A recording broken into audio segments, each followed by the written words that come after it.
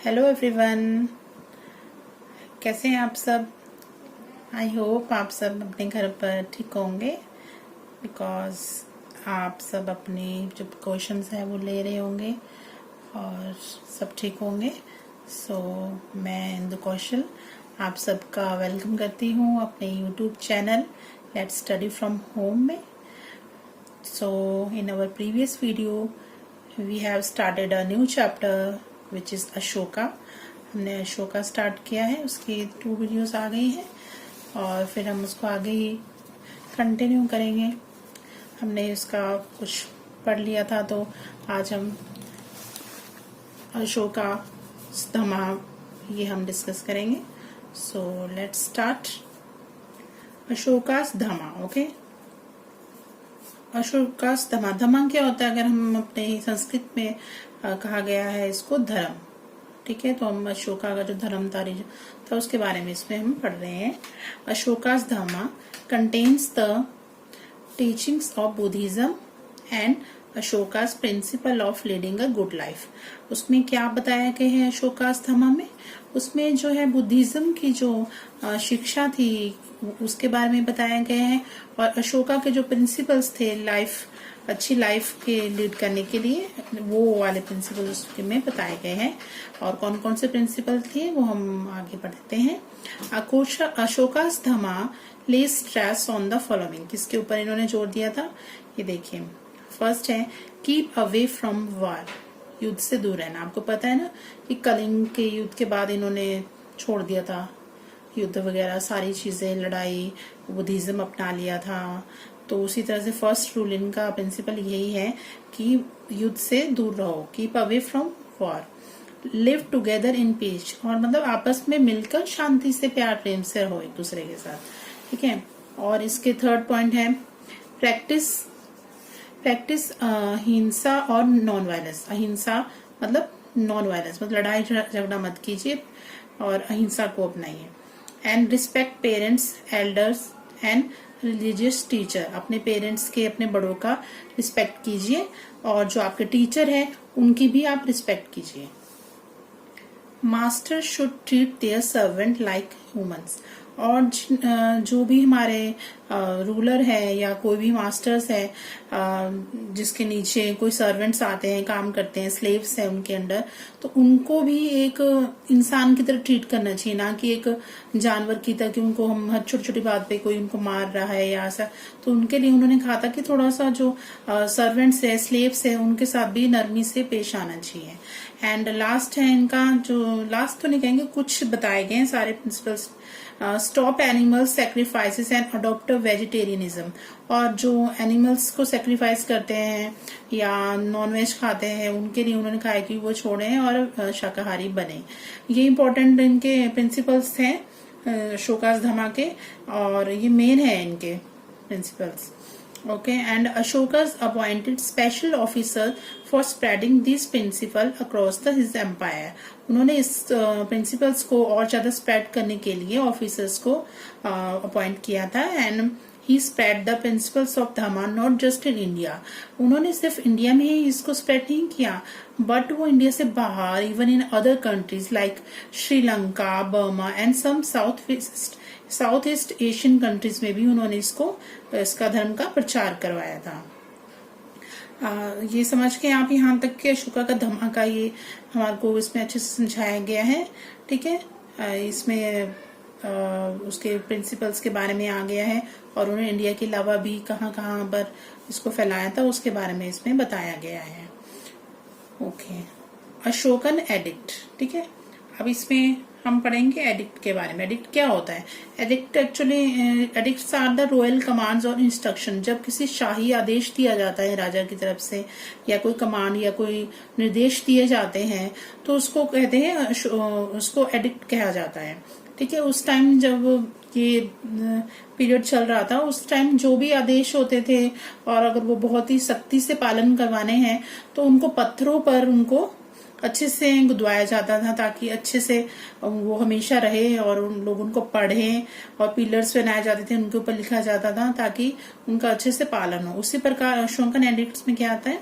अशोका's Dhama was inscribed on pillars, pillars के ऊपर उनके धमा के बारे में लिखा गया था। एंड रॉक एडिक्ट, और पत्थरों पर भी नक्काशी जो की जाती थी, उसके अंदर भी जो पत्थरों के जिस तरह से नक्काशी की जाती है उस तरह पत्थरों के ऊपर भी वो मैसेज लिखे जाते थे। ठीक है, एडिक्ट्स वही मतलब है, edicts are the royal commands और instruction. These were put up in different parts of his empire.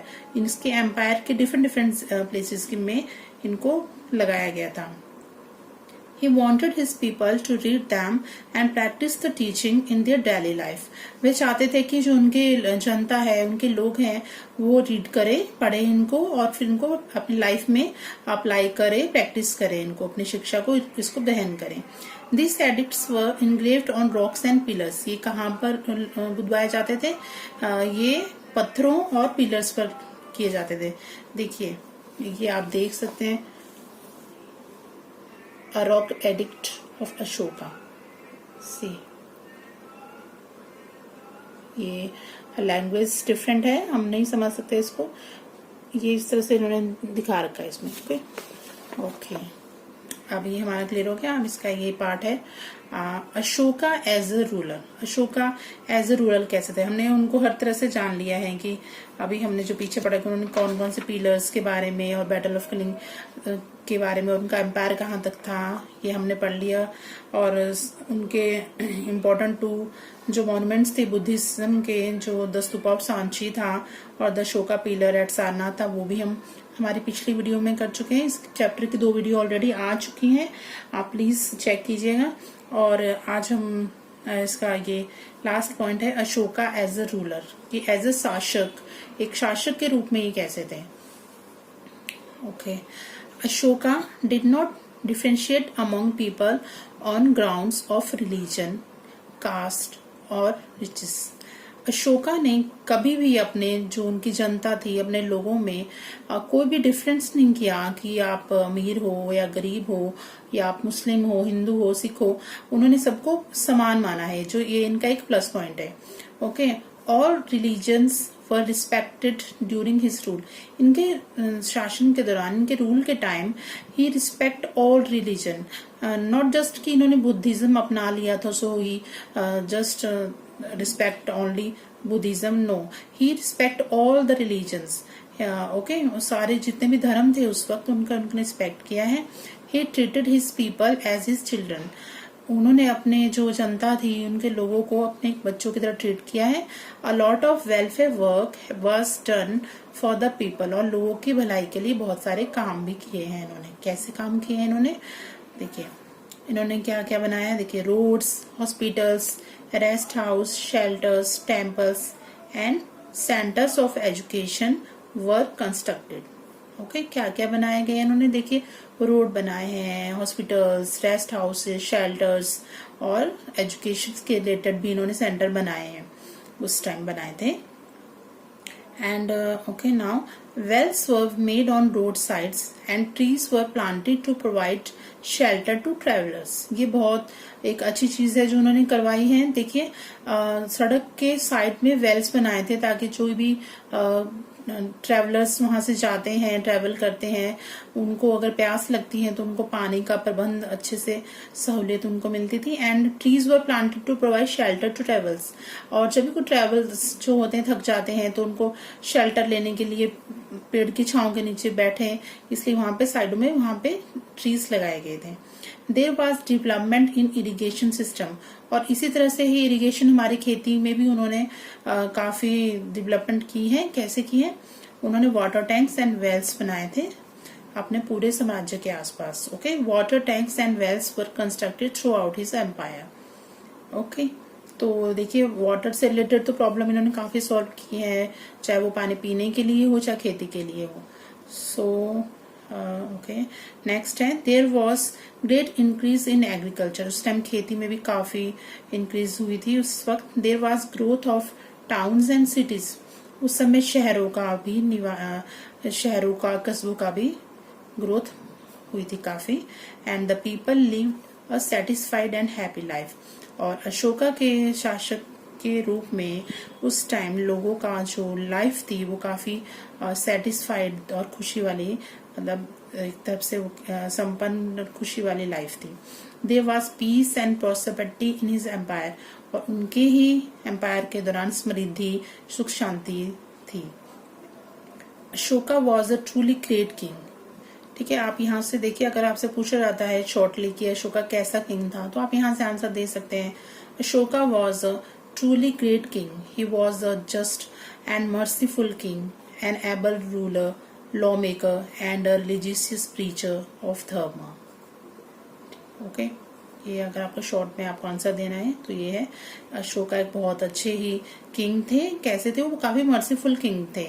उन्होंने जब से कलिंग के वॉर के बाद तो बहुत पीसफुल इंसान बन गए थे और अच्छे रूलर थे, लॉ मेकर थे। उन्होंने लॉ बना रखे थे, अपने कानून बनाए थे, हर धर्म की उन्होंने प्रोटेक्शन कर रखी थी। प्रोटेक्शन था मतलब कि किसी भी धर्म के साथ कोई बुरा व्यवहार नहीं होता था, सबके रिलीजन को रिस्पेक्ट दी जाती थी। और एक वो अपने जो ने बुद्धिज्म अपनाया था उसके भी एक प्रीचर के रूप में सामने आए थे। Preacher a person who gives religious talks, मतलब अपने धर्म के बारे में भी तो वो बातें करते थे, दूसरों की भी बातें सुनते थे, ये नहीं कि सिर्फ अपने ही धर्म की बात करते हैं। ओके, प्रीचर्स का आप इसका मीनिंग यहाँ से लिखते हैं, person who gives religious talks. Okay, he was known as Dharmashoka. अगर आपसे क्वेश्चन पूछा जाता है कि हु वाज अ धर्माशोका, तो अशोका को ही धर्माशोका के नाम से जाना जाता है। Ashoka the great king, the government of India adopted the Ashoka the great died in 232 BCE। ये इस टाइम इनकी डेथ हो गई थी। He was the greatest king in the history of India. ये हमारी हिस्ट्री के ग्रेटेस्ट किंग में से एक है। और आपको पता है कि जो अशोका का चक्र है, आपने देखा है, ये देखिए, ये आपने अगर नोटिस किया है तो इसमें जो नेशनल सिंबल के रूप में इसको अपनाया गया था, और अब नेशनल फ्लैग में आपने देखा है जो बीच में चक्र है वो यही है।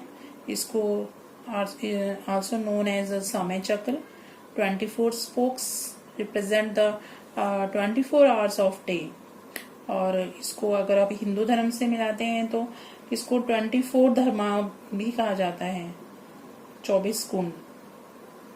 और ये पूरा अगर आप इसको देखें तो ये हमारे नोट पर, करेंसी पर भी ये आपने देखा होगा, इसको देखा गया होगा।